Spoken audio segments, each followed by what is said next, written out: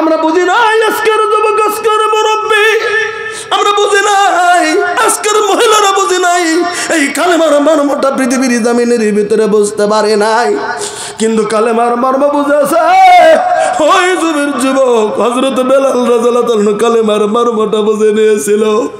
তোমাদেরকে 2 মিনিট একটা শুধু কথা শোনাই, একটু দয়া করে শুনে যাও। আজকের যুবকেরা শোনো গো, হযরত বেলালের মতো যুবক শুধু কালেমার মর্মটা কেমন করে বুঝে নিয়েছে। হযরত বেলাল ছিল আমাদের তোমাদের মতো সাধারণ নয়, আমাদের মতো সাধারণ ছিল না। হযরত বেলাল ছিল জমিনের ভিতরে একজন গোলাম, তাও সেই দিকে মানুষ বেচাকেনি হতো, ডাইরেক্ট গোলাম বেচাকেনি হতো। গোলাম কিনে এনে বাড়িতে ভিতরে দাসী গোলাম গুলিন রেখে দেওয়া হতো। আচ্ছা, ভাষা বুঝতে অসুবিধা হয়নি তো? না অসুবিধা হয়েছে না?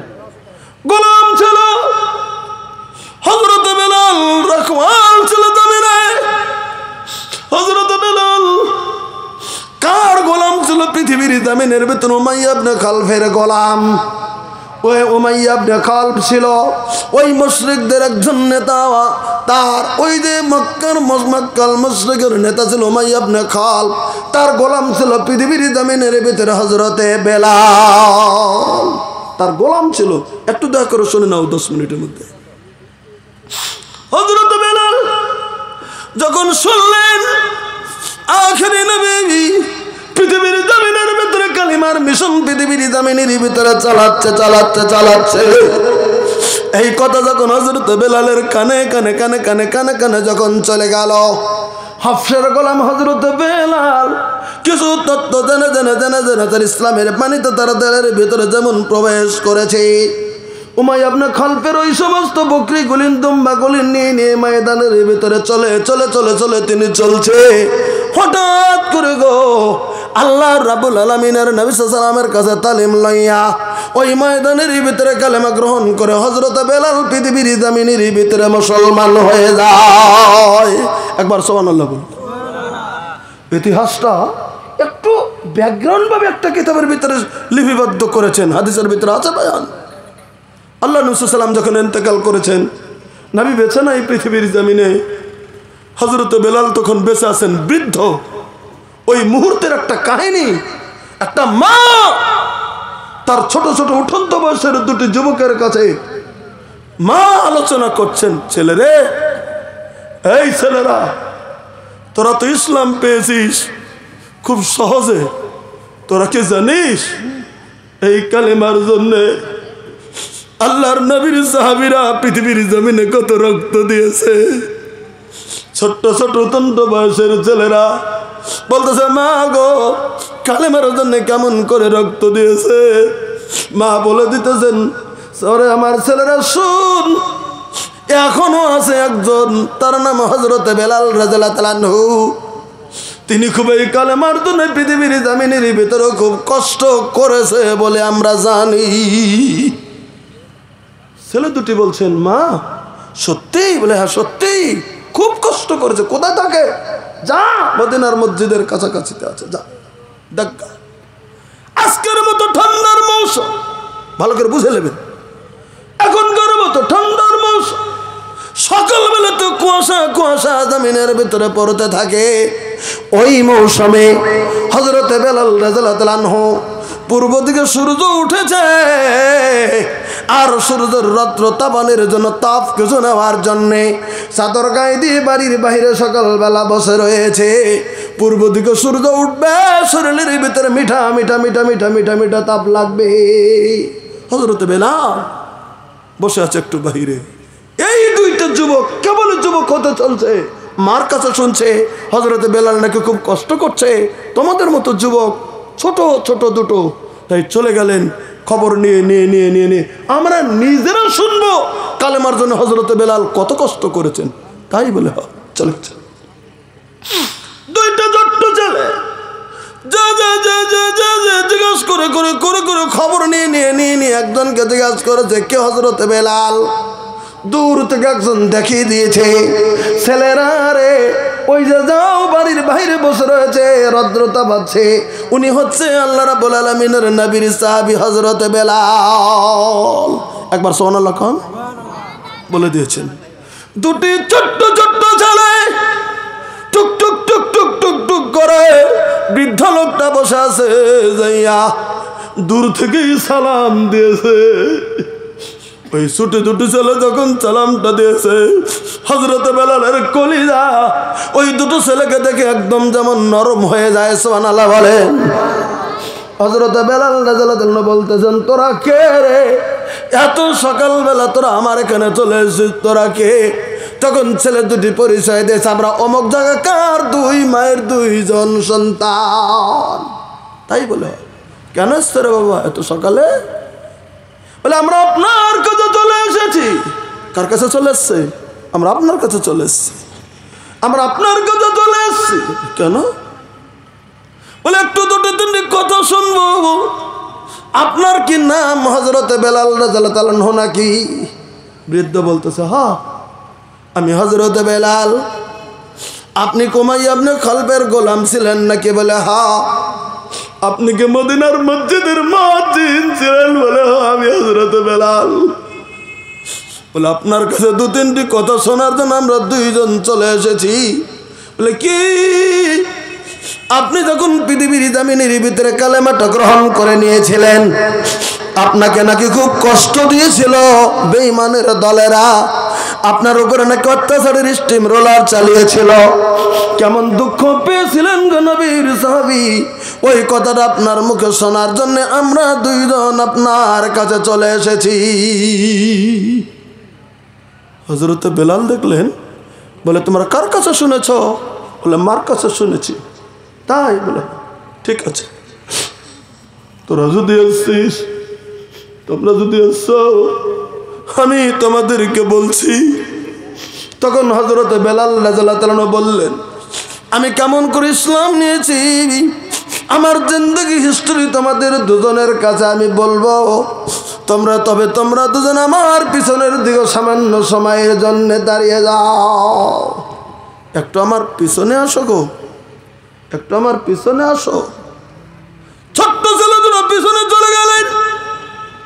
হযরত বেলাল গেঞ্জের মতো কাপড় গায়ে দেওয়া আছে, আর গায়ের ভিতরে একটা চাদর আছে। ওই বৃদ্ধর একটা গায়ের ভিতরে চাদর গায়ে দেওয়া আছে। ওই বৃদ্ধ লোকটা গো ছেলে দুটোকে পিছনে দাঁড় করিয়া দিয়া নিজের চাদরটা গায়ের ভিতরে থেকে টান দিয়ে দিয়ে একটা গেঞ্জির মতো কাপড়টা একটু উঁচু করে দিয়ে বলেছেন, তোরা দেখ আমার পিঠের দিকে। ওই দুটি ছোট্ট ছোট্ট ছেলে ওই বৃদ্ধর পিঠের দিকে যখন তাকালেন, তোমরা কথাটা ভালো করে বুঝে নাও। হযরত বেলাল রাদিয়াল্লাহু আনহু হাফসের গোলাম ছিলেন পৃথিবীর জামিনে। তার মুখ কালো কুটকুটো, শরীর কালো কুটকুটো, একবারে কালো কুটকুটো সে। ওই কালো কুটকুটো চেহারা, ওই কালো কুটকুটো শরীরের ভিতরকার পিঠের ভিতরে যেমন সাদা সাদা দবদবা দবদবা দাগগুলিন দেখা যায়। তখন জিজ্ঞাসা করতো, নগো মুরব্বী, আপনার সারা শরীর এমন কালো, চেহারা কালো, হাত পাও গুলিন কালো, কুটকুটো কালো, মিসমিসে কালো, আপনার পিঠের ভিতরে কেন তারা দবদবা দবদবা দাগ গুলিন দেখা যায়? তখন হযরত বেলাল রাদিয়াল্লাহু তাআলা বলে দিয়েছেন, যুবকেরা রে, কেন দবদবা আর দাগ গুলিন দেখা যায়? এটা আমার পার্সোনাল দাগ নয় রে। আমি উমাইয়া ইবনে খালবের কাছে যখন কালেমাটা পৃথিবীর জামিনের ভিতর গ্রহণ করেছিলাম, এই কালেমার অপরাধে উমাইয়া ইবনে খালব আমার আমাকে অত্যাচারের স্টিম রোলার চালিয়েছে। সন্ধ্যাবেলা মারছে, এমন করে মারছে, মেরে মেরে মেরে মেরে মেরে মেরে কালিমার জন্যে আমার পিঠটা যেমন টপ টপ করে ফেটে গিয়েছিল। পিঠ যখন চট চট করে ফেটে যায়, রক্ত যখন ঝরঝর করে জমিনের ভিতরে পড়তে শুরু হয়ে গেছে, তখন মারাটা বাদ দিয়েছে। সারা রাত এমন করে রক্ত ঝরে ঝরে ঝরে ঝরে হয়তো সকালবেলা রক্তটা বন্ধ হয়ে গেছে। আর ওই মুহূর্তে সকালবেলাতে আমার মনে তোমার কল্প করেছে কি, আর আবু জাহেলের দলেরা গলার ভিতর রশি লাগে, এমন করে বুকের সঙ্গে রশি লাগিয়ে দিয়ে জানি ফাঁস লাগিয়ে শুধু মরে না যায়, এমন করে রশি লাগিয়ে দিয়ে গরম উত্তপ্ত বালুকাময়ের উপরে যখন মক্কার মরুভূমিতে বালুগুলিন যখন গরম হয়ে যায়, পাথর গুলিন, কুচি পাথর গুলিন যখন গরম আগুনের মতো হয়ে যায়, ওই গলার ভিতরে রশি লাগিয়ে দিয়ে গো ওই গরম বালুর ভিতরে পাথরের ভিতরে শেষরিয়ে শেষরিয়ে শেষরিয়ে শেষরিয়ে টান দিয়েছিল। সারা রাত্রি মেনে আঘাত করে শরীরের চামড়া গুলিন খসে খসে খসে খসে খসে খসে জমিনের ভিতরে দিয়েছে। আর সকালবেলা রদ্র আগুনের তাপের ভিতরে যখন আমাকে যখন টেনেছিল, শরীরগুলো যখন টানছে, ওই ফাটা অংশগুলিন এবার ওই ঘর্ষণের আগুনের ঘর্ষণের সঙ্গে যায় চামড়াগুলিন খসে সেদিন রক্তের চামড়াগুলিন খসে সেদিন ইয়ের ভিতরে সেদিন পড়ে গিয়েছিল চামড়াগুলিন খসে সেদিন ইয়ের ভিতরে ওই পাথরের সঙ্গে লেগে গিয়েছিল। ওই দিন চামড়া যে খসে গেল, ওরে যুবক দুজন তোরা শুনেনি, সেদিন যে চামড়াগুলিন তেলগুলিন বেরিয়েছিল। আজকে বৃদ্ধ হয়ে গেছি কিন্তু আমার শরীরের চামড়াটা আজ পর্যন্ত পৃথিবীর জমিনের ভিতরে মেকআপ হয় না। কি ভেবেছ? কি ভাবছেন আপনারা? কি ভেবেছ তোমরা? এই ছিল কালিমা। পৃথিবীর জমিনে শুধু কালেমা পড়েছিল বলে শরীরের চামড়া ফাটিয়ে ঝরঝর করে রক্ত পৃথিবীর জমিনের ভিতরে জড়িয়ে দিয়ে, কিন্তু পৃথিবীর জমিনের ভিতরে কালেমা বাদ দেয় নাই, তৌহিদের কথাগুলো ছেড়ে দেয় নাই, তৌহিদ মেনে মেনে মেনে মেনে মেনে মেনে জমিনের ভিতরে চলেছে। তাই আমি বলতেছিলাম পৃথিবীর জমিনে আল্লাহ রাব্বুল আলামিনের নবীর প্রথম মসজিদটা এই পৃথিবীর জমিনের ভিতরে ছিল মসজিদে কুবা, যেটা বর্তমান মদিনাতুল মুনাওয়ারার মসজিদ থেকে 4.5 কিলোমিটার বা 5 কিলোমিটার দূরে, মদিনার মসজিদ থেকে দূরে সেটা অবস্থিত এখনো রয়ে গেছে। সেটার নাম হলো মসজিদে কুবা। এটাই সর্বপ্রথম আল্লাহ রাব্বুল আলামিনের নবী মসজিদে কুবার মতো জায়গাতে প্রথম মক্কা থেকে আসার পরে ওখানে 10 দিন অবস্থান করেছিলেন নবী। এই 10 দিনের ভিতরে ওখানে একটা মসজিদ বানানো হলো। ওই মসজিদ ছিল মসজিদে কুবা। ওখান থেকে 10 দিন থাকার পরে আল্লাহ রাব্বুল আলামিনের নবী চলে গেলেন মদিনাতুল মুনাওয়ারাতে। মদিনাতুল মুনাওয়ারাতে যাওয়ার পরে আল্লাহ রাব্বুল আলামিনের নবী মনোনিবেশ করলেন, এই মদিনাতুল মুনাওয়ারাতে আমি আখেরি নবী মসজিদে নববী আমার মসজিদটা স্থাপিত করব। আনসারী সাহাবীদেরকে ডাক দিয়ে দিলেন, এই মদিনার আনসারীরা জড়ো হয়ে যাও। আনসারীরা জড়ো হয়ে গেল, বলেন আমি বিশ্বের নবী এই মদিনাতুল মুনাওয়ারাতে একটা মসজিদ বানাবো। বলেন কি বানাবো? নবী সাল্লাল্লাহু আলাইহি ওয়াসাল্লাম কি বললেন? মসজিদ বানাবো। তাহলে মসজিদ বানাতে গেলে সর্বপ্রথম কিসের দরকার? জমির দরকার। কিসের দরকার? জমির দরকার। বৈঠকে বলে দিলেন নবী, বৈঠকে বলে দিলেন নবী, সাহাবীরা রে মসজিদ নববীর জন্য আমার জমির খুবই দরকার পড়েছে জমিনের ভিতরে। আমি মসজিদ নববী জমিনের ভিতরে বানাবো, জমির দরকার। তখন বলা হলো, বৈঠকে একজন বলে দিলেন, হুজুর আমার জমি আছে, আপনার যতটুকু নেওয়ার দরকার জমিটা আপনি নিয়ে নেন। আর একজন সাইড থেকে বলছে, না হুজুর ইনি যে জমি দিতেছে তার থেকে আমার জমিটা আরো ভালো, আপনি আমারটা নেন, আমারটা মতো করেন। আর একজন সাইড থেকে বলছে, না হুজুর ওনারা যে দুদন দিতে চেয়েছেন তার থেকে আমার জমিটা আরো ভালো, আমারটা নেন। আর একজন বলছে, না হুজুর এই অঞ্চলের ভিতরে আমার জমিটা সব থেকে ভালো, আমার জমিটা আপনি করেন। আচ্ছা শখ করে বলেন তো মসজিদ কয়টা বানাবেন? নবী জোরে বলেন তো কয়টা বানাবেন? মসজিদ কয়টা বানাবেন? একটা। জমি অনেকে দিতে চেয়েছে, সবাই বলছে আমার জমিতে করেন, আমার জমিতে করেন। এখন একটা জমি যদি নবী নেন একজনের, তা আর অনেকজনের মনে দুঃখ পাবে কে পাবে না? জোরে বলে দুঃখ পেয়ে যাবে। আল্লাহ নবী সাল্লাল্লাহু আলাইহি ওয়াসাল্লাম বললেন, তোমাদের কারোই জমি নেওয়া হবে না। কি বললেন নবী? তোমাদের কারোই জমি নেওয়া হবে না। বাস। বলে তাহলে কি আপনি মসজিদ বানাবেন না? না মসজিদ বানাবো, তবে তোমাদের জমিটা নেওয়া হবে না। বলে তাহলে কোথায় বানাবেন? বলে হ্যাঁ আমি বানাচ্ছি।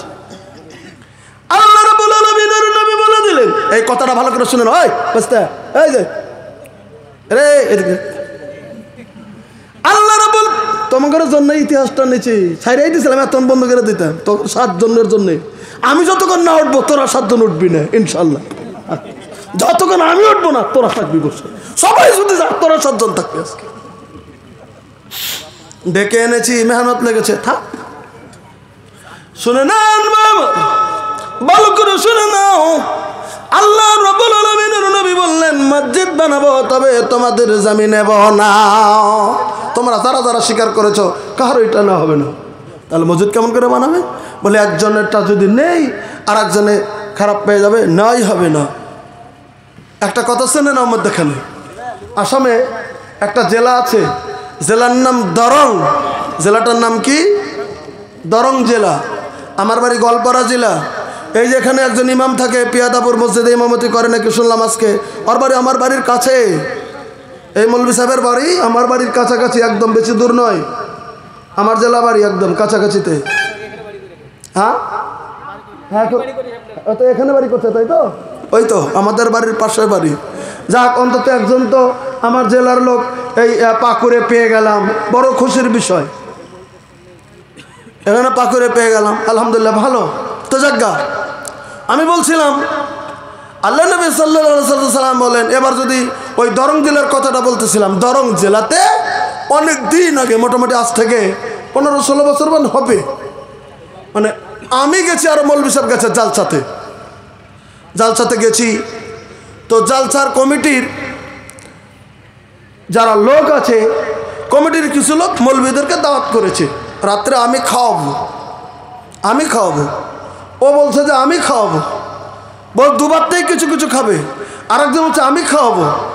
পরে গেছি আমরা মৌলভী সাহেবরা, গেলে একটা বাড়িতে, আচ্ছা 2 বাড়িতেই যদি খেতে হবে বা 3 বাড়িতেই যদি খেতে হবে, তাহলে এক বাড়িতে তো 3 বাড়ির মধ্যে প্রথম খাওয়াতে হবে, তারপরে না দ্বিতীয়বার আরেক জায়গায় খেতে হবে। বলেন কথা ঠিক না? ব্যাগ বাড়িতে তো একবারে যাওয়া যাবে না। প্রথম এক বাড়িতে আমরা 12টায় না, আর 10 মিনিট না, আর 10 মিনিট শেষ করি। আরে টেনশন করি না, একটু বসেন না, আমাকে বলতে দেন। আপনারা অস্থির হয়ে গেলে কি হবে? আপনারা যদি জানো গা আমি 7টা নিয়ে যাচ্ছি, আপনারা জান গা, আপনাদের অসুবিধা হয়, জান আমি 7 জন নিয়ে জালসা চালাবো। এত দূর থেকে 16.5 ঘন্টা এসছি, আর আমি এত তাড়াতাড়ি জালসা ছেড়ে যাবো? জান কমিটির লোকজন দেখা যাবে। আরে গুরুত্বপূর্ণ কথা বলছে, একটু শুনতে দেন না। ইতিহাস, একটা লোক গেছে কি আর এসে বসছে, ও দাদু আসেন, যান না, শোনেলাম। এখন একটা বাড়িতে তো প্রথম বসতে হবে নাকি? বসতে হবে। একটা বাড়িতে তো দাওয়াতে ঢুকেছি প্রথম। এই যে আরেক বাড়িওয়ালা যে দাওয়াত দিয়েছিল, ওই লোক কমিটির হেড, ও বলে যে আমার বাড়িতে প্রথম আসেনি, এই নিয়ে দ্বন্দ্ব। আমার বাড়িতে মৌলবীরা প্রথম খেলো না কেন, এই নিয়ে দ্বন্দ্ব করে জালসাই হলো না, ক্যাচাল বেঁচে গেল। আমার বাড়িতে আমি দাওয়াত করেছি, আমার বাড়িতে খাবে, মৌলবীরা তোমার বাড়িতে প্রথম গেলে কেন? ওকে তোমার বাড়িতে শেষে খাবে, আমার বাড়িতে প্রথম খাবে, এই নিয়ে দ্বন্দ্ব হয়ে জাল ছাড়াই ভালো হলো না। তাহলে চিন্তা করেন যে মৌলবীদেরকে খাওয়াবে, এই নিয়ে ঝগড়া হচ্ছে, খাওয়াবে। এখনো আছে দরং জেলাতে খাওয়ানোর খুব প্রচেষ্টা। দাওয়াত করলে আপনাকে যেতে হবে, তা আগের যুগের মতো নাই, তবে কিছু কমছে। যাক, আমি বলছিলাম আল্লাহ রাব্বুল আলামিনের নবী সাল্লাল্লাহু আলাইহি ওয়াসাল্লাম এবার মসজিদ বানাবে, 4 জন স্বীকার করেছে। এবার কার জমিতে মসজিদ হয়ে যাবে, এই নিয়ে দ্বন্দ্ব শুরু হয়ে গেল। এবার আল্লাহ রাব্বুল আলামিনের নবী বলেন, তোমাদের কারোই জমি না হবে না। বলে তাহলে কার কোথায় করবেন? আমি আল্লাহ রাব্বুল আলামিনের নবী মক্কাতুল মুকাররমা থেকে চলে আসতে, উটনির উপরে সওয়ার হয়ে আমি চলে এসেছি। আমার উটনিটা মসজিদে নববীর মাটি জমি নির্বাচন করার জন্য আমার উটনিটা ছেড়ে দিয়ে দেব আমি আল্লাহ রাব্বুল আলামিনের নবী। উটকে কানে কানে কানে কানে বলে দেব, তোমার পছন্দ মতো জায়গায় তুমি জমিনের ভিতরে বসে যাও, তুমি যে জায়গায় বসে যাবে ওই জায়গার ভিতরেই মসজিদে নববী হয়ে যাবে। নারে তাকবীর! তাহলে একটা 4 পায়া জানোয়ার ওর বুঝো নাই, কেরবিলে টানবেও না, যে জায়গায় বসবো ওই জায়গাতে মসজিদে নববী হবো। কথাটা ক্লিয়ার বোঝা গেল তো? আল্লাহ রাসূল সাল্লাল্লাহু আলাইহি ওয়াসাল্লাম পাশ করে দিলেন। এবার সবাই সম্মতি, কাহারই যেন মনের মধ্যে দুঃখ না লাগে যে আল্লাহ নবী আমারটা নিল, ওরটা নিল না, ওরটা নিল আমারটা নিল না, এই চিন্তা যাতে না থাকে। আল্লাহ রাব্বুল আলামিনের নবী মসজিদে নববীর জন্য উটকে ছেড়ে দেওয়া হলো। টক টক টক টক টক টক টক টক করে উটনি চলতে শুরু করেছে। কত বড় বড় বড় বড় লিডার মনে মনে মনে মনে মনে মনে মনে মনে কয়, আমার বাড়িতে উটনিটা একটু বসে যাক, আমার বাড়িতে একটু বসে যাক, আমার মামার মাটিতে একটু বসে যাক, আমার জমিতে বসে যাক। না না না, সমস্ত জমি অতিক্রম করে 2টি ইতিম বাচ্চা, একটার নাম সহল আর একটার নাম সোহাইল। এই সহল সোহাইলের 2টি ইতিম ছেলে, বাবা নাই জমিনের ভিতরে, বাবা হারা 2টি ইতিম ছেলের জমির উপরে আল্লাহ রাব্বুল আলামিনের নবীর উটনিটা যায় বসে পড়েছেন। সুবহানাল্লাহ জোরে বলেন। ইতিম 2টি ছেলে পৃথিবীর জমিনে, 2টি ইতিম ছেলের জমির উপরে যখন উটনি দুটো যখন বসে পড়েছেন, দপ করে যখন বসে পড়েছেন, হায় হায় ইতিম 2টি ছেলে এমন খুশি হয়ে গেছে, পিছনে পিছনে দৌড়ে দৌড়ে দৌড়ে দৌড়ে যাইয়া আল্লাহ রাব্বুল আলামিনের নবীর কাছে বলতেছেন, নবীজি গো গো আমরা দুজন ইতিম ছেলে, আপনি না বলেছেন যে জায়গার উপর আপনার উঠনেরা বসবে সে জায়গায় মসজিদে নববী বানাবেন, এটা আমাদের দুজনের জমি গো নবী। আমরা দুজন ভাই মিলে যতটুকু জমি নাকি মসজিদে নববীর জন্য আমরা দিয়ে দিলাম। সুবহানাল্লাহ জোরে বলেন। ইতিম দুটি ছেলে দিয়ে দিলেন। নবী বললেন ঠিক আছে, তোমাদের জমিটা না হয়েছে, তবে তোমরা ইতিম, তোমাদের জমিটা ফ্রি না হবে না, কিছু মুনাফা দিয়ে কিছু পয়সা দিয়ে তোমাদের জমি আমরা খরিদ করে নেওয়ার জন্য বাধ্য হয়ে গেলাম। তারপরে কিনে নিয়েছিলেন, তবে একটা কথা, সামান্য হালকা পয়সা দিয়ে একটা খবর দেখতে কোনটা না শুনলে হবে না। 2018 সালের লকডাউনের আগের বছর 18 সালে ওই যে পৃথিবী আমাদের সারা বিশ্বর ব্রহ্মাণ্ড থেকে, সারা পৃথিবীর জমি থেকে হজের জন্য হাজি গুলিন গিয়েছিল, একজন নয় দুইজন নয়, 42 লক্ষ হাজি। লকডাউনের আগের বছর মক্কাতুল মুকাররম হজ করার পরে মদিনাতুল মুনাওয়ারাতে যাওয়ার পরে 40 ওয়াক্ত করে নামাজ হাজিরা পড়ে মদিনাতুল মুনাওয়ারার মসজিদে। তাহলে একটা করে হাজি যদি 40 ওয়াক্ত নামাজ পড়েছে, 42 লক্ষ হাজি প্রত্যেকটা জন 40 ওয়াক্ত করে নামাজ মদিনার মসজিদের ভিতরে পড়ে হাত তুলে তুলে তুলে তুলে চোখের পানি ঝরঝর করে ছেড়ে দেয় জমিনের ভিতরে কান্দে। জমিটা কার? সহলার সোহাইলের। জমিটা কার? সহলার সোহাইলের। নেকিটা কার কাছে? জমিন নেকিটা কার কাছে যাবে? সহলার সোহাইলের। আর সেদিন যারা ওই মসজিদে নববীর জমি ক্রয় করার জন্য 10 দিনার যারা দান সবাই মিলে দান করে দিয়েছিলেন, 10টা দিনার যারা মেহনত করে দিয়েছিল, ওই প্রথম জমি কিনে দিয়েছে। কিয়ামতের দিন পৃথিবীর জমিনের ভিতরে এসে পড়বে। তবে যারা যারা যারা যারা সহযোগিতা করে প্রথম মসজিদে নববী গঠনের উদ্দেশ্য দিয়েছিল, তারাই কঠিন কিয়ামতের দিন পর্যন্ত নেকি পেতেই থাকবে। একবার জোরে সুবহানাল্লাহ বলেন।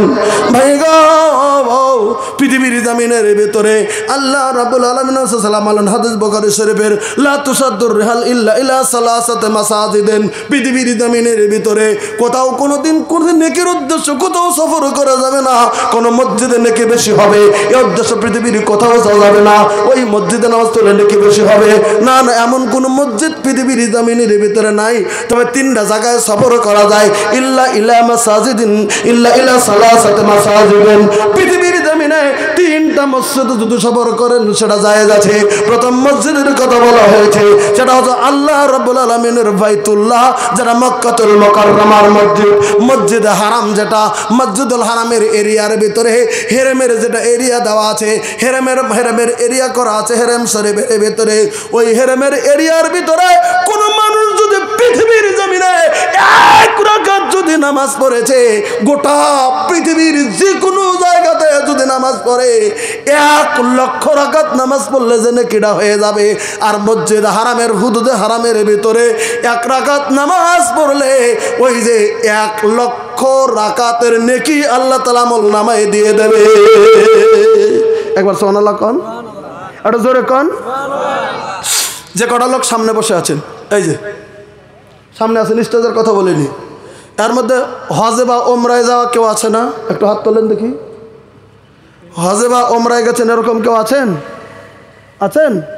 নাই। আচ্ছা, যে কটা লোক বসে আছেন 30,000 20,000 থেকে 30,000-এর মধ্যে মোবাইল কেনা আছে, একটা দুটা আছে না? 20,000 থেকে 30,000 টাকার মধ্যে মোবাইল কেনা আছে পকেটে, এরকম একটা দুটা আছে? নাই। আমি কথাটা ভালো করে আমার কথাটা বুঝে নেবেন। 20 থেকে 30,000-এর মধ্যে মোবাইল কিনেছি আমরা, এরকম আছে 2-4 জন? একজনও নাই। কম দামি খালি মোবাইল 10 থেকে 15-এর মধ্যে, 10 থেকে 20-এর মধ্যে আছে 2-4 জন, 10 থেকে 20-এর মধ্যে আছে। হ্যাঁ, তোমরা স্বীকার করো না কেন? ব্যাকের পকেটে মোবাইল আছে। আমি তো জেল ফাঁস দিতে চাইনি, আমি শুধু জিজ্ঞাসা করেছি আছে না নাই। এক কথা স্বীকার করতে এত দেরি? হ্যাঁ হ্যাঁ, এই মোবাইলটা তো 40,000 টাকা, এই যে মোবাইল। হ্যাঁ, কেন স্বীকার করছে না? তো 40,000 আছে, স্বীকার করলে কি হয়? হ্যাঁ, আমি এটা বলিনি যে মোবাইল কিনা অপরাধ, এটা আমি বলিনি। আমি শুধু বলতে চাই, এই শুনে নাও, এই শোনো, আমি শুধু বলতে চাই এরকম সুন্দর একটা এই যে তোমার দেওয়াল দিয়েছ মসজিদ নববীর বিশ্ব নবী সাল্লামের যেখানে রওজা, এরকম করে দেওয়াল দেওয়া আছে। আগের যুগে দেওয়াল এমন ছিল না, খোলা ময়দানে বাহির থেকে নবীর রওজা দেখা যেত, কিন্তু বেদাতিরা কবরের কাছে তা ধূপ করে সেজদায় পড়ে যেত বলে বর্তমান সরকার সেখানে দেওয়াল উঠিয়ে দিয়েছে। কঠিন দেওয়াল উঠিয়ে দিয়েছে। ছোট্ট ছোট্ট 3টি সুরাক রেখে দিয়েছে, 3টি সুরাক রেখেছে, ছোট্ট ছোট্ট 3টি সুরাক রাখা আছে। প্রথম সুরাকটা এমন করে দেওয়া আছে, প্রথম সুরাকের ভিতরে লেখা আছে রাউজাত মুহাম্মদ রাসূলুল্লাহ সাল্লাল্লাহু। দ্বিতীয় নম্বর লেখা আছে হযরত আবু বকর সিদ্দিক রাদিয়াল্লাহু তাআলা আনহু। 3 নম্বর লেখা আছে হযরত ওমর ফারুক রাদিয়াল্লাহু তাআলা আনহু। প্রথম ওই সুরাকের কাছে যে বলতে হয় আসসালাতু ওয়াসসালামু আলা রাসূলুল্লাহ সাল্লাল্লাহু। দ্বিতীয় হিদমত বলা হয় আসসালাতু ওয়াসসালামু আলা আবু বকর সিদ্দিক রাদিয়াল্লাহু তাআলা আনহু। 3 নম্বর আসসালাতু ওয়াসসালামু ইয়া ওমর ফারুক রাদিয়াল্লাহু তাআলা আনহু। 3টা ফুতনকের কাছে 3টা দোয়া পড়তে হয়, ওখানে কোনো সেজদা করা যাবে না। পুলিশ লোক দাঁড়িয়ে আছে। আমার বলার উদ্দেশ্য হলো তোমাদের কাছে আজকে দত্ত কণ্ঠে বলছি, তোমরা যারা দামি দামি দামি দামি মোবাইল কেন 10,000 20,000 করে করে জমা করো, ইচ্ছা করো আমি খুবই তাড়াতাড়ি মদিনাতুল মুনাওয়ারাতে যাব, মক্কাতুল মুকাররমায় যাব, মাত্র 1 লাখ টাকা খরচ হয়, ওমরায় বেশি বেশি করে চলে যাও। ওমরায় চলে যাওয়ার পরে একবার যদি মক্কার হেরামের ভিতরে তুমি নামাজটা পড়ো, হেরাম যখন তুমি চোখ দিয়ে দেখবে, বাইতুল্লাহ যখন চোখ দিয়ে দেখে নেবে, চোখের পানি রাখার ক্ষমতা নাই যখন তুমি বিদায় নিয়ে নেবে, ঝড় করে চোখের পানিগুলি জমিনের ভিতরে চলে যাবে। মদিনার মসজিদে যখন চলে যাবে, সেখানের নামাজ দেখে, সেখানের অবস্থা দেখে, নবীর রওজার পাশে যখন রিয়াজুল জান্নাতে দুরাকাত নামাজ পড়ার জন্য সমস্ত মুনাফিককে সময় দেওয়া হয়, দুরাকাত করে রিয়াজুল জান্নাতে নামাজ পড়বে, কলিজাটা পৃথিবীর জমিনের ভিতরে ঠান্ডা হয়ে যায়। বিশ্বনবী কোথায় দাঁড়িয়ে নামাজ পড়েছেন, কোথায় দাঁড়িয়ে বিশ্বনবী খুতবাটা দিয়েছেন, আল্লাহ রাব্বুল আলামিনের নবীর রওজা কোন জায়গাতে রয়েছে একবার দেখলে চোখের পানি ঝরে যাবে। নিয়াত করে নাও যুবকেরা, শুধু টাকা কামাই করব না, আমি খুব তাড়াতাড়ি উমরায় যাব, এমন করে করে করে করে করে করে নিয়াত করে মক্কাতুল মুকাররমায় চলে যাও, মদিনাতুল মুনাওয়ারাতে চলে যাও। কত টাকা কত জায়গায় জমিনের ভিতরে নষ্ট হয়ে যায় ভ্রমণের নামে। তবে এখানে যদি ভ্রমণ করো, আল্লাহ রাব্বুল আলামিনের নবী বলেন লা তুসাদ্দু রিহাল ইল্লা ইলা সালাসাতি মাসাজিদিন আল মসজিদুল হারাম। 1 নাম্বার বলা হলো মসজিদ হারাম, 2 নাম্বার আল্লাহ রাসূল সাল্লাল্লাহু আলাইহি ওয়াসাল্লাম বললেন মসজিদুল আকসা। তুমি যদি মসজিদ আকসায় যদি তুমি নামাজ পড়তে যাও, তোমার নেকি বেশি হয়ে যাবে। নাম্বার 3 নাম্বার নেবেন মসজিদ হাজা আর মসজিদ নববী। মদিনার মসজিদে নামাজ পড়লে তোমার বেশি নেকি হয়ে যাবে, আর মসজিদে কুবায় নামাজ পড়লে একটা উমরার নেকি হবে। তাছাড়া পৃথিবীর সব মসজিদে নামাজ পড়লে একই নেকি হয়ে যাবে। দিল্লি জামা মসজিদে নামাজ পড়লে যে নেকিটা হবে, আজকে আমার এই গ্রামের এই ছোট্ট জামে মসজিদে যদি নামাজ পড়ি, দিল্লির জামে মসজিদের একই সমান নেকি আল্লাহ তাআলা আমার আমল নামায় দেবে। জোরে একবার সুবহানাল্লাহ বলো। একই নেকি দেবে। কাছে কত সেই মসজিদে নববী আল্লাহ রাব্বুল আলামিনের নবী সাল্লাল্লাহু আলাইহি ওয়াসাল্লাম স্থাপিত করেছিলেন, আর আমরা এই মসজিদটা স্থাপিত করেছি জমিনের ভিতরে।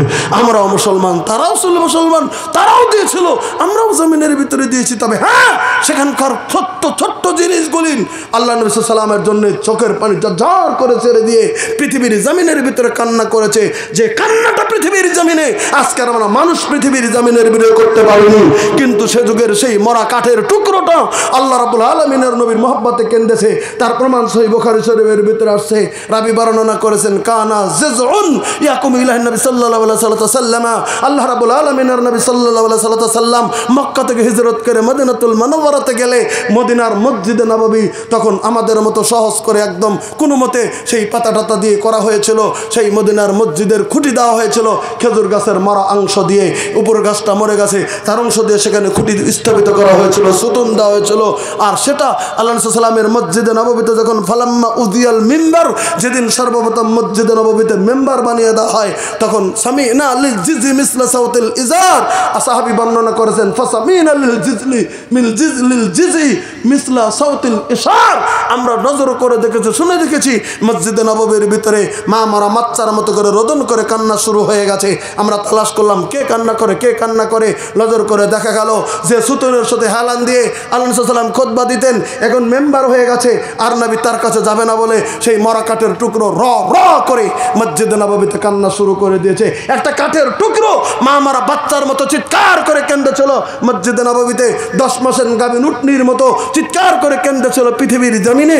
অন্য রাওয়াত আছে 10 মাসের গাভীন উটনির মতো চিৎকার করে কেঁদেছিল সেই মরা কাঠের টুকরো। আর আজকে আমরা আল্লাহ রাব্বুল আলামিনের দিনের কথা, আল্লাহ নবী সাল্লামের নবীর কথাগুলি আজকে আমরা শুনতে বা দ্বিধা নাই, আমাদের জামিনের ভিতরে আমরা চলছি না। যাও সেই জায়গায় তারা মসজিদে নববী গঠন করেছিল, কিয়ামত পর্যন্ত নাকি ভাবে আমরাও পেয়ে যাব যদি আমরা গঠন করি এখানে মসজিদ। আমি তোমাদের কাছে জুলুম করব না। আল্লাহ নবী সাল্লাল্লাহু আলাইহি সাল্লাম বলেছেন, পৃথিবীর জামিন আল্লাহ সাল্লাম একজন সাহাবী আসসালামু সাল্লামের কাছে এসে বললেন, হুজুর হাদিসটা বুখারীর, টোটাল আলোচনাটা আমি বুখারী শরীফ থেকেই করেছি আজকে, হাদিস অন্য জায়গাতে নিয়ে যাইনি, আমি শুধু আপনাদের কাছে বলে দিতে চাইছি। আল্লাহ নবী সাল্লাম মসজিদে নববীতে আছেন, একজন যুবক সাহাবী চলে এসেছেন নবী সাল্লামের কাছে, বলতেন, হুজুর গো আমার মা ভালো ছিল ভালো ছিল ভালো ছিল। বয়ান দেওয়ার পরে আল্লাহ নবী সাল্লামের কাছে বলতেছেন, ইন্না উম্মি উবতুলিতাত নাফসুহা, ও আল্লাহ রাব্বুল আলামিনের নবী, আমার মা হঠাৎ করে ইন্তেকাল করেছে, আমার মা হঠাৎ ইন্তেকাল করেছে। অনেক মানুষ কিন্তু হঠাৎ করে স্ট্রোক হয়ে মারা যায়, অনেক মানুষ হঠাৎ করে শুয়ে পড়েছে মারা গেছে, অনেক মানুষ সেজদা দিতে উঠেইনি মারা গেছে। এই কথাটা আরবিতে বুখারী বাব বেঁধেছে একটা, ওখানে বলা আছে ইন্না উম্মি উবতুলিতাত নাফসুহা, আমার মা হঠাৎ করে ইন্তেকাল করেছে। হুজুর গো ওয়াজুন্নুহা লাউ তাকাল্লামাত লাতাসাদ্দাকাত, আমি জানি আমার মা যদি কথা বলতে পারতেন আমার মা অজস্র দান করতেন, মসজিদ আল্লাহর ঘরে বিভিন্ন জায়গাতে তিনি রাহলিল্লাহতে অজস্র দান করতেন, কিন্তু না, আমার মা হঠাৎ করে ইন্তেকাল করলো। একটা মাসলা আপনার কাছে জানতে চাই হুজুর, একটা মাসলা জানবো। বলে মাসলা কি? ফাহাল্লাহা আজরুন ইন আফা তুসাদ্দাকতু আনহা, আমি যদি মার তরফ থেকে, আমি তার ছেলে হয়ে, আমি যদি মার নামে, আমি যদি মার তরফ থেকে কিছু যদি দেই, হুজুর আমার মা কি কবরে নেকিটা পাবে? আল্লাহ নবী সাল্লাম বললেন, ফাকালা নাম, আমি বিশ্বের নবী বলে দিলাম, তুমি যদি তোমার মার নামে দিয়ে দাও তোমার মা নেকিটা কবরে পেয়ে যাবে। নারায়ে তাকবীর। আজকের বৈঠকে বাবা মা বেঁচে আছে বা বেঁচে নাই, দুটো অর্থ এখানে আমি আপনাদেরকে বলে দিতে চাইছি।